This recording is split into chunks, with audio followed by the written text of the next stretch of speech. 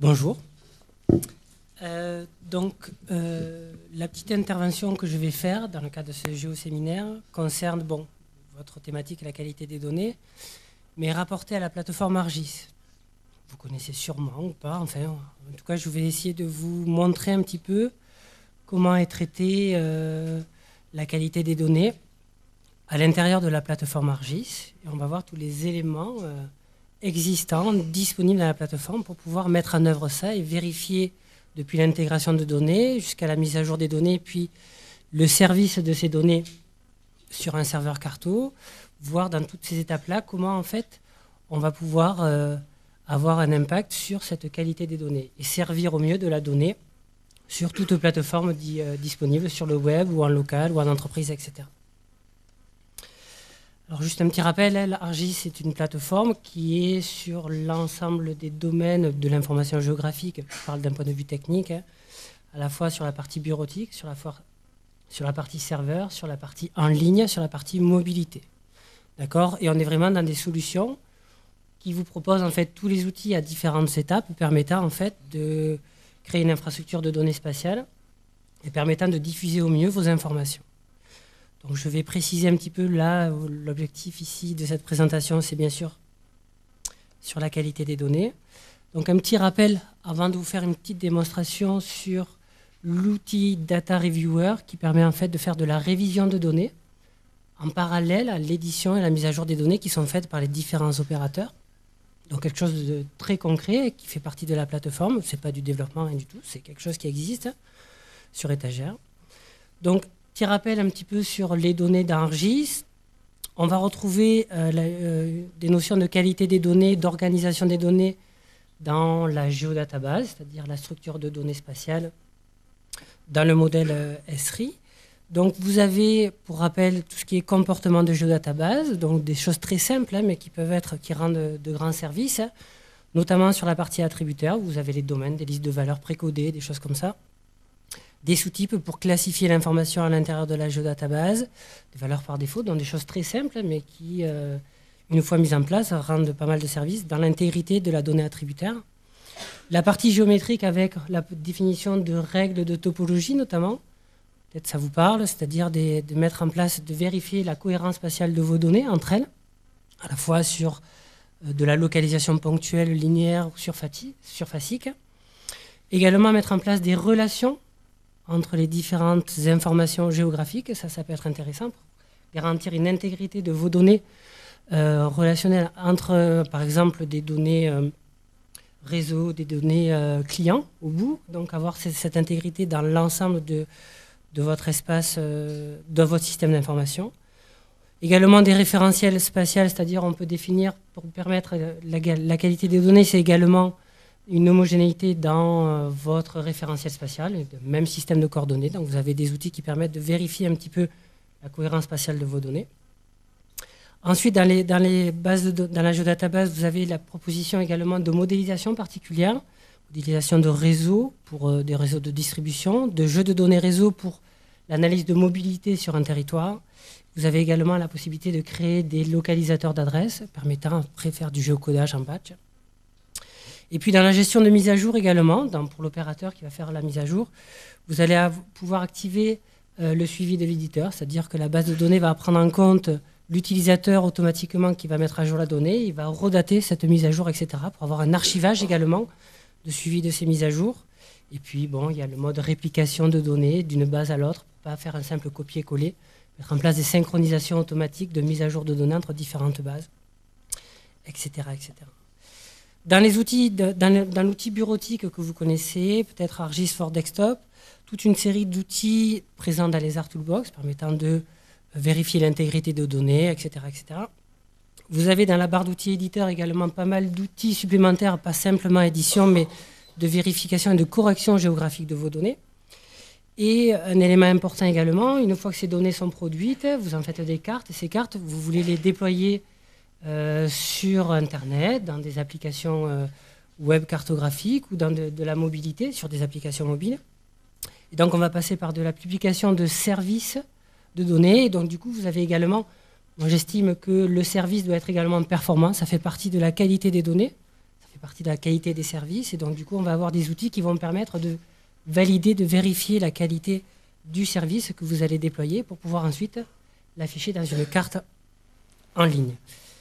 Et donc, aujourd'hui, je vais faire une petite démo rapide sur peut-être quelque chose que vous ne connaissez pas, qui fait partie de la plateforme, qui est peu utilisé, mais qui rentre apparemment, et je pense véritablement dans le sujet de ce séminaire, c'est-à-dire comment mettre en place dans la plateforme un contrôle qualité des données qui se place en parallèle en fait à l'utilisation, à la mise à jour des différents opérateurs utilisateurs de vos données avec la plateforme. Donc, c'est l'outil Data Reviewer qui permet en fait de définir des règles de validation. Il en propose certaines. Cet outil-là, en fait, s'intègre parfaitement dans la plateforme. Ce n'est pas quelque chose, un développement particulier, etc. C'est juste de l'activation. D'accord, d'outils déjà disponibles. Vous allez voir, vous avez une barre d'outils, vous avez un affichage d'une table. Ça va permettre, d'une part, donc, de définir des règles de validité sur des données déjà existantes dans la base de données. Donc, on va avoir toute une série de... Alors, juste... Voilà, excusez-moi, je continue là-dessus. Donc, de définir des règles de validité et de les faire courir, en fait, sur les données. De lancer ces scripts-là et de faire courir sur l'ensemble des données. Et donc, de vérifier, selon les différentes règles, de vérifier la cohérence de ces données-là et la qualité des données en fonction de ces scripts. Donc, ici, comment va être traité le contrôle de qualité avec cet outil Data Reviewer, c'est-à-dire qu'on va créer un script en batch qui va être lancé. Ensuite, on va voir le résultat de ces erreurs remonter dans une table. Et l'intérêt de cette table-là, c'est qu'on va pouvoir aller directement sur cette table, aller sélectionner l'élément ou l'objet en erreur sur la donnée dans une ou plusieurs géodatabases. Donc, ça va nous permettre de vérifier, d'aller directement à l'erreur, de mettre à jour la donnée, de corriger cette information et de l'horodater, de dire ça a été bien vérifié. Et dans ce traitement de contrôle qualité également, au final, on va avoir la possibilité de créer des rapports de potentiel de qualité de données, c'est-à-dire si la donnée est 100% compatible avec les scripts de qualité des données que j'ai définis, ou alors il y a eu quelques éléments qui ont été en erreur, donc de définir régulièrement ces rapports-là. Alors les étapes directement, donc on va lancer un script en batch pour faire de la révision.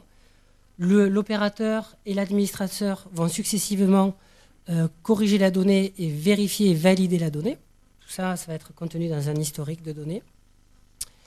Voilà, donc au niveau des règles de vérification, tout est déjà disponible dans l'application, c'est-à-dire que vous avez plus de 40 éléments vérifiables de vos données géographiques. Ça peut aller sur la partie attributaire, sur la partie géométrique, sur le référentiel spatial, sur la topologie, voire les métadonnées, vérifier la cohérence de ce que vous avez rentré dans vos fiches de métadonnées.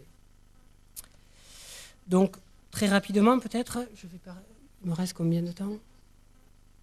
Je vais passer rapidement peut-être à la démo. Alors, j'ai ouvert ici un document cartographique, j'ai ajouté des couches dans mon application bureautique. J'ai une barre d'outils ici disponible. Première étape, donc je vais ouvrir une session. Donc il reconnaît mon utilisateur avec lequel je suis logué sur mon ordinateur. Je vais ici je vais stocker en fait la révision de mes données dans une géodatabase indépendante. Je vais créer une nouvelle session, okay, que je peux renommer. Bon, je vais laisser comme ça. J'ouvre ici ma session. Donc là, j'ai ouvert en même temps que ma mise à jour, j'ai ouvert une session de contrôle qualité des données. D'accord ? Ce contrôle qualité des données va s'appuyer sur des scripts de vérification de certains types d'erreurs de données qui pourraient être arrivées dans mes données, tout simplement. Donc pour cela, je vais ici, dans cet outil-là, pouvoir créer mon script de traitement des données, de correction de mes données, en tout cas des éléments à valider sur mes données. Donc pour créer, tout simplement, je fais un nouveau groupe. Rename. Je peux l'appeler géométrie, par exemple. Et puis, ici, je vais avoir l'ensemble de mes différents éléments. Alors tout ça est bien documenté, vous avez un poster, vous avez tout ce qu'il faut, je passe rapidement. Si vous avez des questions, vous pouvez revenir vers moi après. D'accord ? Donc je vais pouvoir comme ça définir, choisir ce que je veux vérifier dans mes données, quels éléments de ma donnée je veux vérifier. Une fois que j'ai fait ça, je vais pouvoir ouvrir rapidement ici, créer et enregistrer, sauvegarder un script avec différents éléments vérifiables.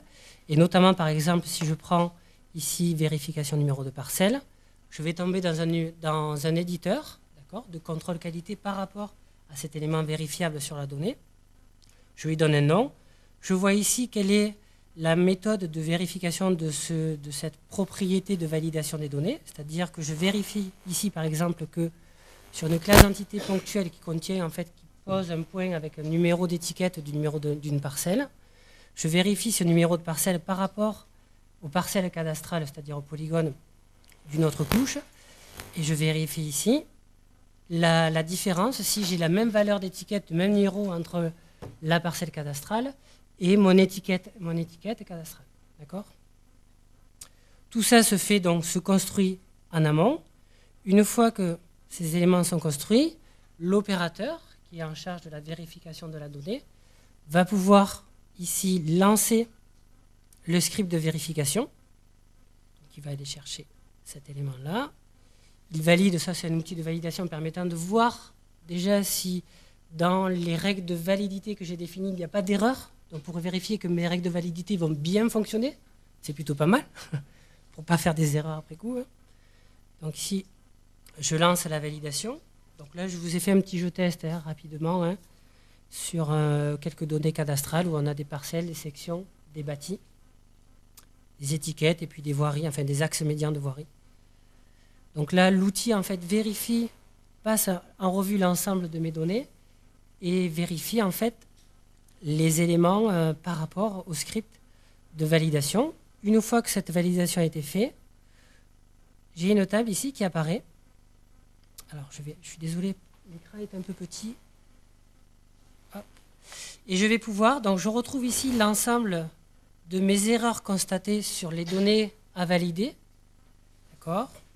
Et je vais pouvoir revenir ici sur chacune des erreurs rapidement. Ce ne sont pas les mêmes. Par exemple, ici, vous voyez, l'erreur ici correspond à une identification de parcelle manquante qui est liée à la classe entité parcelle. Ici, j'ai une vérification topologique où en fait, j'ai un doublon, tout simplement. Ensuite, sur celle-ci, vérification topologique, vous voyez, j'ai une erreur de recouvrement de parcelle. Donc comme ça, je vais pouvoir créer rapidement tous ces éléments à vérifier et les lancer en batch très rapidement sur des données déjà disponibles.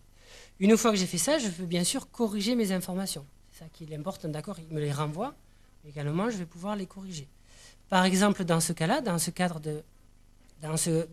en fait, de superposition et de trou entre deux parcelles adjacentes, où normalement ces éléments ne doivent pas exister, je vais pouvoir comme ça vérifier ma donnée. Alors, je vais ouvrir ici, non, voilà, la topologie. Donc les règles de topologie peuvent également participer à cette vérification de données. Et je vais pouvoir, comme ça, ouvrir une session de mise à jour. Donc l'outil de vérification Data Reviewer m'a permis de pointer cette erreur, d'aller directement à cette erreur qui est sur cette classe entité. Et ensuite, je vais pouvoir éditer. Donc je vais faire rapidement. Excusez-moi, je suis un peu pressé là quand même. Topologie. Alors, je vais ici, hop, je vais mettre là, vérifier mes erreurs. Ici, ne doivent pas avoir de discontinuité. Je vais zoomer sur, et je vais ici corriger mon erreur. C'est-à-dire que par exemple, cette donnée-là, je vais la coller directement sur cette ligne. Je fais valider. Ici, valider. J'ai corrigé mon erreur.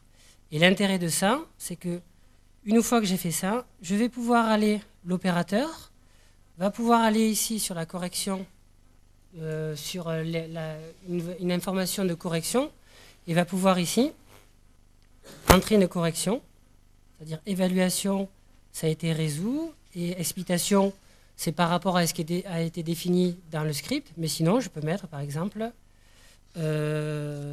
correction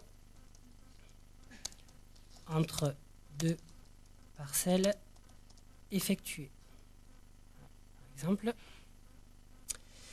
Donc ça, c'est l'opérateur qui a vérifié la donnée. Une fois qu'il a fait ça, un administrateur peut se loguer à cette session et peut renseigner ici rapidement, ici, qu'il a vérifié, donc c'est en 2 étapes, hein, qu'il a vérifié en fait. Alors excusez-moi, juste... Oh, non, c'est pas ça que je voulais. Vérification, et là je mets acceptable, parce que je peux revenir sur cette information, l'afficher, et je peux dire acceptable, ou etc., ou la marquer comme exception. D'accord? Une fois que cet élément est fait, cette correction est faite, ce fichier en fait de révision est disponible tout autant, en fait, peut le lancer régulièrement et est disponible tout le temps du suivi de la gestion de vos données dans votre infrastructure spatiale. Et au final de ça, très rapidement, hein, je peux créer un rapport. OK. Je fais test. Je vais le mettre dans... J'ai fini, hein, bientôt. Hein. Et moi, si j'ai... Interviewer. OK. Enregistré. Voilà. Il va me créer un rapport en Excel, m'indiquant en fait le résultat du passage en fait de mes éléments de validation sur ma base de données, les erreurs renvoyées et le pourcentage de cohérence de qualité des données, ce qui a été effectué. Voilà, rapidement.